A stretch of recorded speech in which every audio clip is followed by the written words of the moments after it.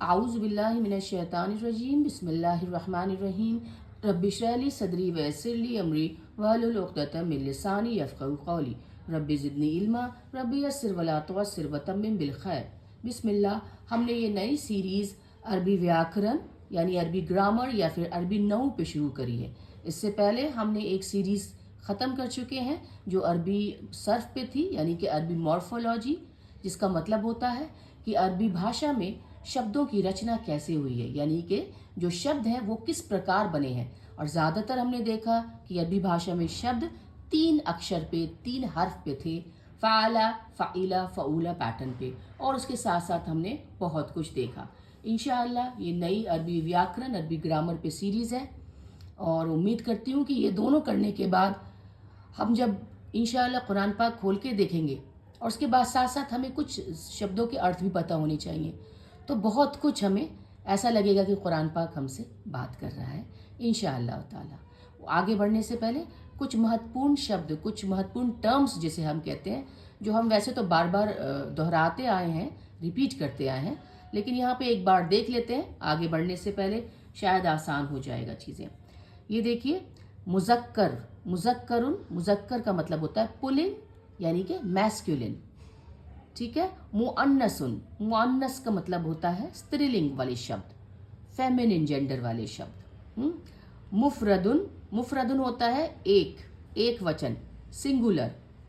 Muthanna, Muthanna होता है द्विवचन, डुअल वाले शब्द। जमौन, जमा होती है बहुवचन वाले शब्द, प्लूरल शब्द, है ना। अब हम देखते हैं एक नई चीज़ यहाँ पे हम बहुत इस्तेमाल इंशाअल्लाह करेंगे इन चैप्टर्स में, वो है एराब। एराब किसे कहते हैं?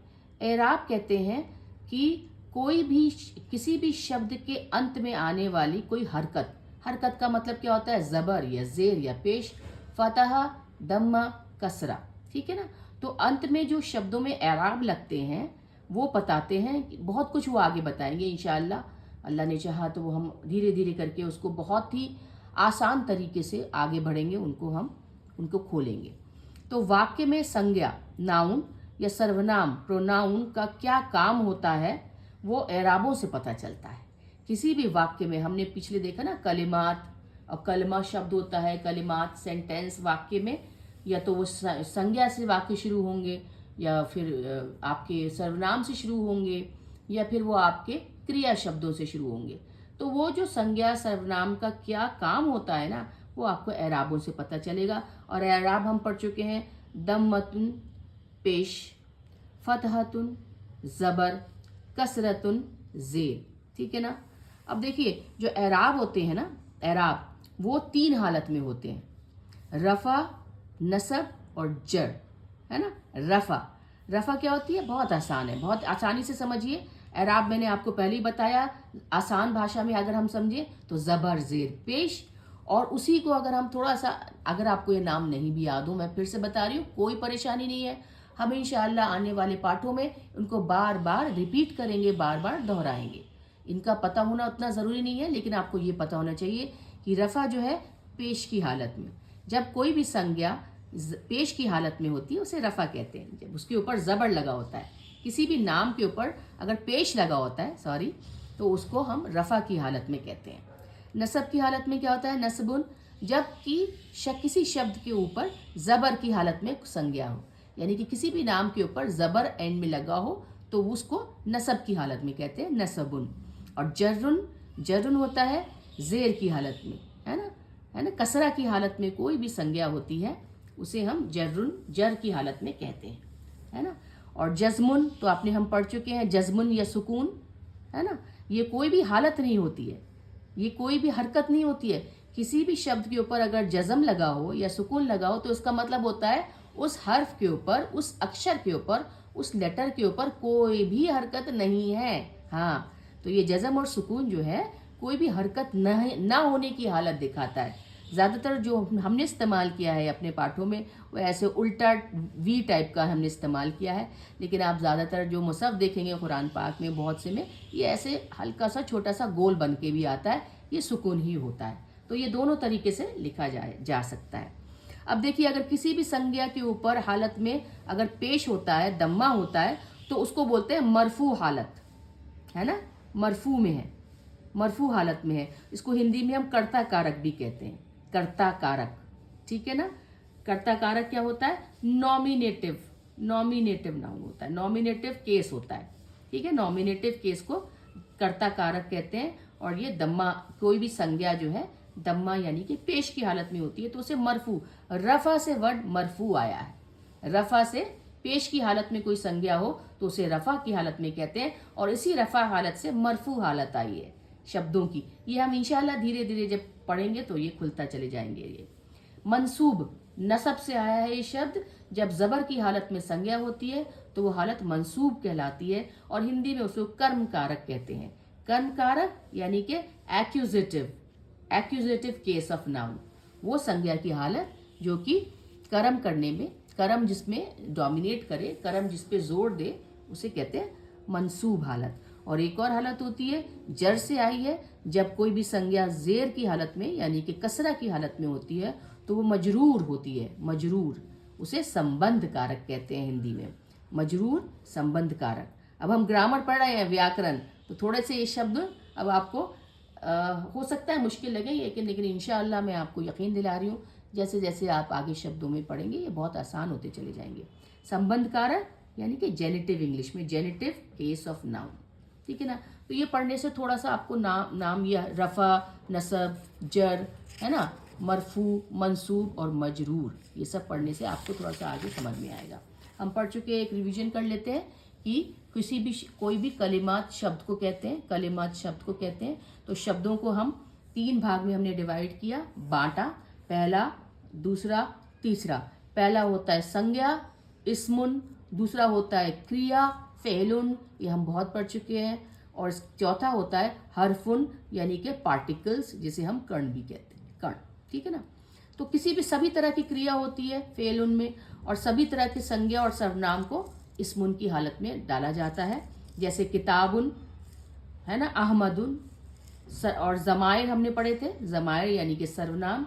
ज़मीर उसका सिंगुलर होता है, एक वचन होता है।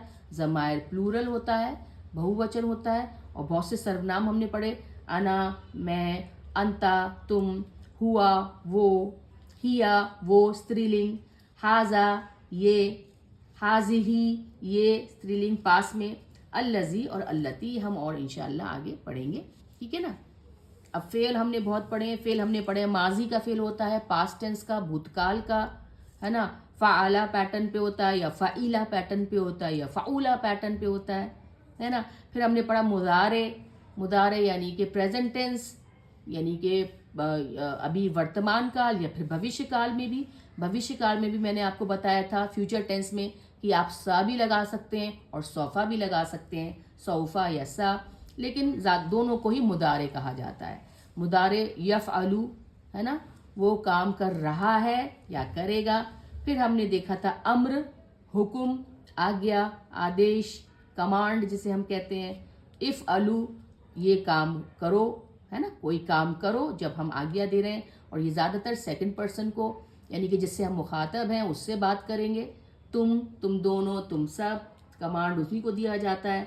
फिर हमने नहीं शब्द वाले देखे थे, नहीं जिसे हम कहते हैं ना प्रोहिबिटिव, कि ये काम ना करो, ये काम नहीं होना चाहिए, ऐसा मत करो, है ना, मना करना, नेगेटिव।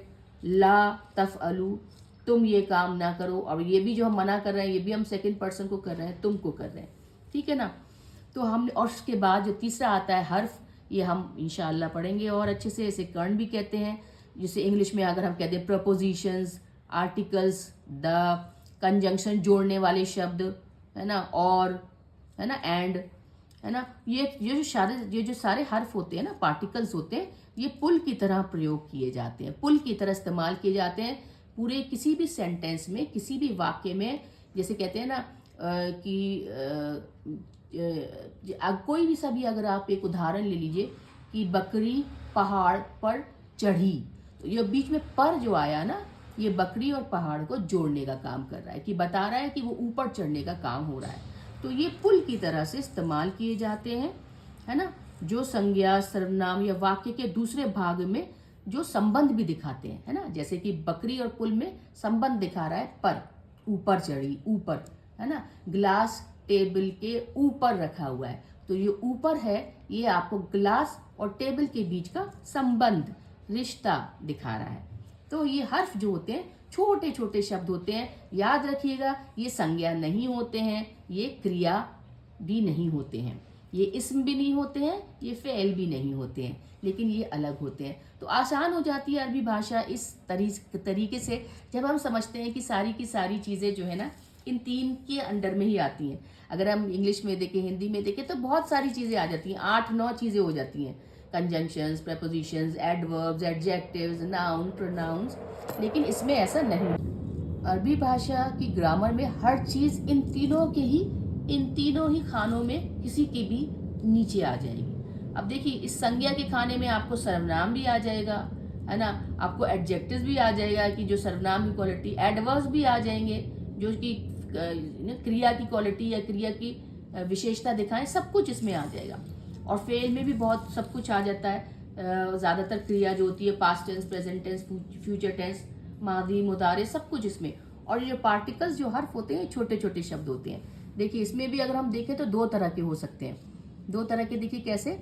एक तो होता है नॉन पॉजिटिव, अगर इंग्लिश में बोलें, और हिंदी में बोलें गैर कारणवाचक, बिना किसी वजह के जो जोड़ें, जैसे आ सवाल करना, हल, वा, फा, मा, है ना। फिर इसके बाद है सुम्मा, ला, नाम, या, लो, सा, सोफा। ये सारे के सारे कोई वजह से नहीं जुड़े, एक शब्द में या वाक्य में ये किसी वजह से नहीं आएंगे, है ना। जैसे कि सा तो दिखाएगा कि फ्यूचर की कोई बात, भविष्य की कोई बात, मुजारे है। सोफा और अनकरीब फ्यूचर की और अनकरीब भविष्य में होने वाली कोई बात। तो ये जोड़ने का काम नहीं करे, लेकिन ये उनको ये कॉजेटिव, ये कारण बता रहे हैं, है ना। और एक होते हैं कॉजेटिव, कारणवाचक, इनके लगने से शब्दों में संज्ञा या फिर और जो दो शब्द होते हैं वो संबंध बन जाता है। जैसे फी का मतलब होता है में, है ना, ग्लास में पानी रखा है। इला, है ना, मिन से, सब हम इंशाल्लाह जैसे जैसे पढ़ेंगे अल्लाह ने चाहा। ली, लम, इन्ना, अन्ना। अभी इस समय इनके शब्दों के अर्थ बताने का कोई माने नहीं है। इनके शब्दों के अर्थ जब वाक्य में ये जब जोड़ने का काम करेंगे ना, पुल का काम करेंगे, है ना, कंजंक्शन की तरह, प्रेपोजिशन की तरह, तब आपको, या फिर ये ना आपके जैसे हम कहते हैं नॉमिनेटिव केस में, कर्ता केस में संबंधवाचक दिखाएंगे, कारण कर्म कारक दिखाएंगे, कर्ता कारक दिखाएंगे, तब इनकी जो अहमियत है, इनकी इम्पोर्टेंस है, तब इंशाअल्लाह ज़्यादा अच्छे से आपको समझ में आएगी। अल्हम्दुलिल्लाह वस्सलातु वस्सलामु अला सय्यिदिना मुहम्मद रसूलुल्लाह।